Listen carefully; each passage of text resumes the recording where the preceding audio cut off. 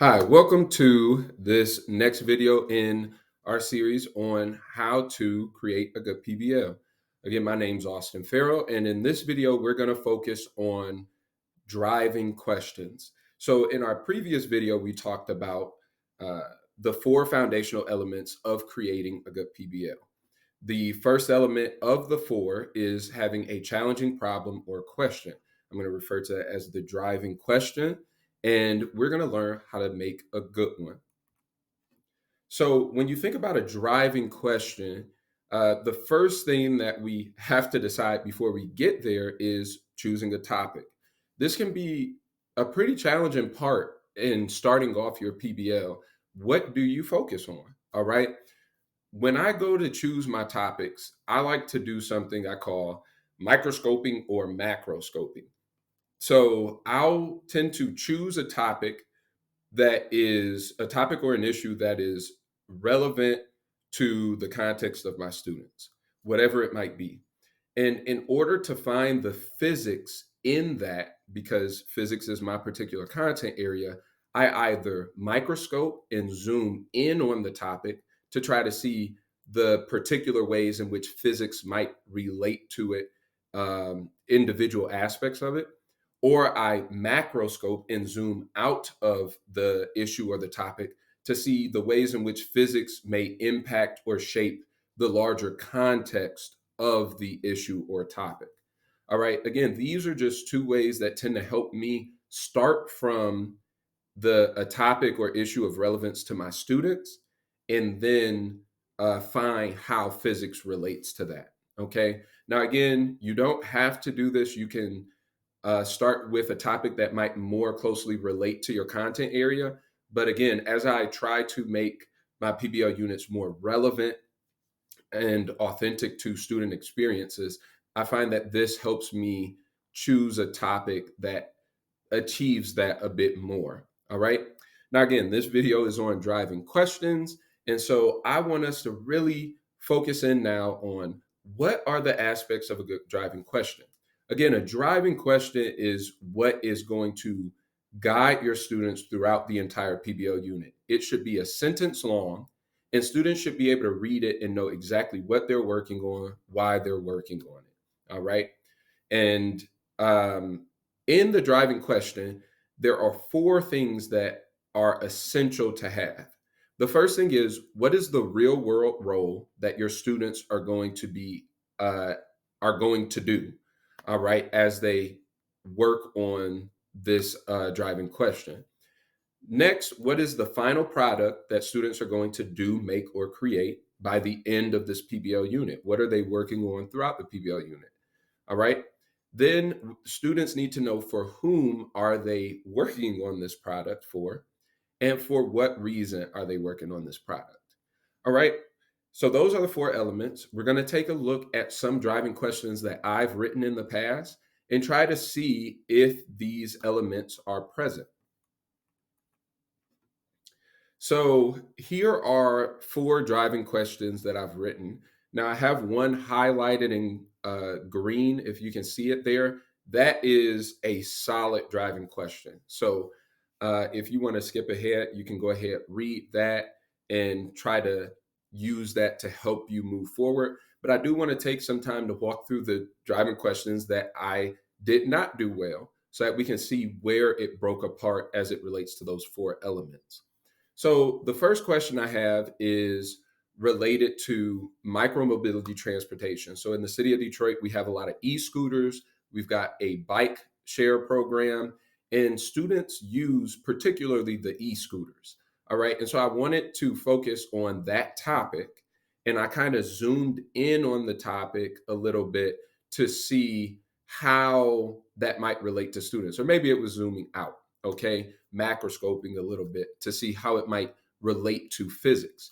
So the driving question I came up with was, as crash safety performance engineers, how can we improve the safety of micromobility transportation options for the citizens of Detroit? Okay. Now, let's go through the four elements of a driving question. So, first, what is the real world role students are inhabiting? It is crash safety performance engineers. All right. Next, what is the product they're making? Now, here, that's very unclear. We don't quite know what product students are making um, in this PBL unit. All right. That should be clear, and it's not. Next, for whom are they doing this for? It says for the citizens of Detroit, so that's pretty clear. And then for what reason? To improve the safety of micromobility transportation options. So this is a 3 out of 4 question. So not bad, but it could be a bit clearer to help students understand what they're working on, why they're working on it, and who are they working on it for. All right. Next question. As civil engineers, how can we improve bridge construction and design to increase the longevity of the Gordie Howe International Bridge? All right, the Gordie Howe International Bridge is another international bridge being built in the city of Detroit from Detroit to Canada alongside the Ambassador Bridge. All right, so it's relevant to the context of Detroit. All right, and I was trying to create a question that really drew the students into our unit of study. So let's go through the 4 elements. What is the real world role? They are operating as civil engineers. What is the public product? That is actually unclear. All right. We don't know what the students are working on or creating as a result of this. All right. Next thing, for whom are they doing this for? That's actually also very unclear. We know that we're trying to increase the longevity of the Gordie Howe Bridge, but we don't know who is benefiting from that and who our audience is. Who is our work impacting? We don't even know what we're doing with this work in the unit of study. Okay. And then the last question, for what reason?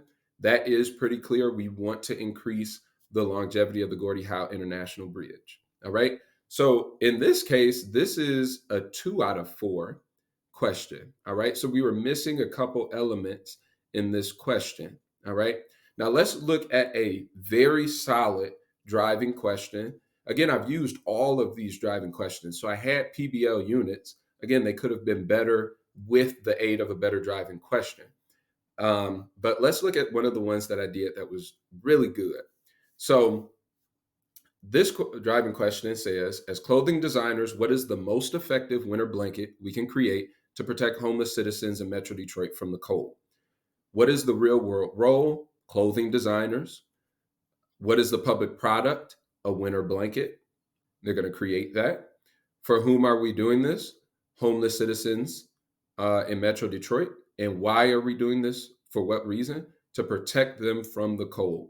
All right. This driving question is very clear. Students in class, anytime throughout our PBL unit of study, can look at this driving question and be re-energized or refocused as to what they're working on, why they're working on it, and who it's impacting. Now, I'm not going to go over this last driving question. I'll allow you to actually use those 4 elements to, excuse me, to look at it and see what it does well and what it could improve on. Now, I want to close this video with this final statement. So again, we desire to have authenticity in the best PBL. Now, if you don't manage to create a driving question that's very authentic, that's okay. You can still have a PBL experience without a perfectly authentic driving question. But for those of us who are really trying to push and challenge ourselves, because maybe we've done a couple PBLs already and we're just trying to get better, I would say really try to let this statement guide you. So, culturally relevant education begins by addressing culturally relevant problems. Trying to create a driving question or try to create a driving question that is situated within the realities of your students. Okay. If we are trying to improve our PBL experience for our students, we want to try to make our driving question culturally relevant. We want to start with a topic or issue that is impacting the students' lived realities, experience, context, or community.